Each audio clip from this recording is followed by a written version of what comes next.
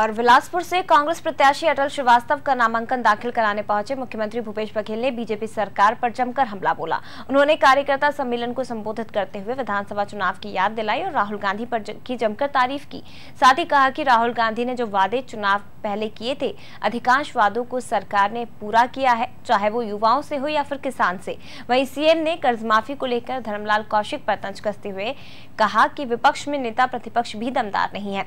रमन सिंह जितनी चाबी भरते हैं वो उतना ही बोलते हैं। लोकसभा चुनाव पर आरोप प्रत्यारोप पर देखी रिपोर्ट। बिलासपुर के लाल बहादुर शास्त्री स्कूल मैदान में सभा को संबोधित करने पहुंचे छत्तीसगढ़ के मुख्यमंत्री भूपेश बघेल ने रमन सरकार पर जमकर निशाना साधा।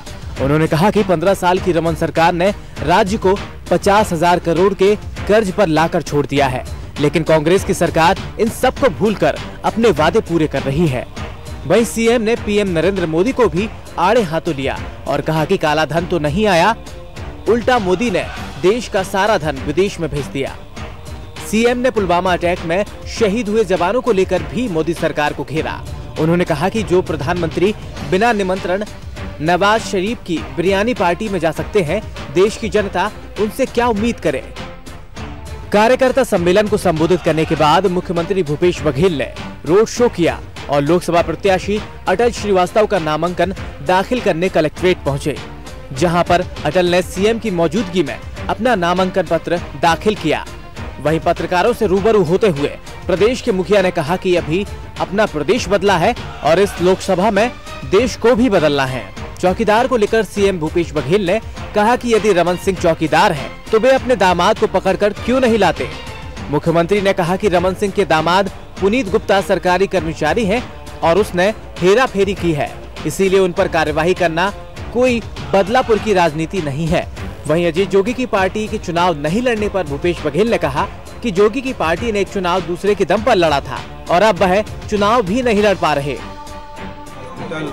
बिल्डिंग दान दी थी, उसको गिरवी रख दिया और सीए का फर्जी सिग्नेचर किया हो और जिन्होंने बिना राज्य सरकार के अनुमति के कोई पोस्ट वेकेंट नहीं था, उसके बाद भी नियुक्ति की हो, तो उसके खिलाफ कार्रवाई करना मैं नहीं समझता कि बदलापुर की बात। मुख्यमंत्री भूपेश बघेल ने राहुल गांधी के घोषणा पत्र की तारीफ करते हुए इसे देश हित में बताया और कहा कि राहुल गांधी जो कहते हैं वे पूरा करते हैं। साथ ही मुख्यमंत्री ने छत्तीसगढ़ की सभी 11 लोकसभा सीटें जीतने का दावा भी किया, तो बातों बातों में प्रधानमंत्री मोदी पर निशाना साधा और कहा कि चुनाव आचार संहिता लागू होने के बाद भी मोदी ने जिस तरह मीडिया का उपयोग किया है, वह पूरे देश ने देखा है।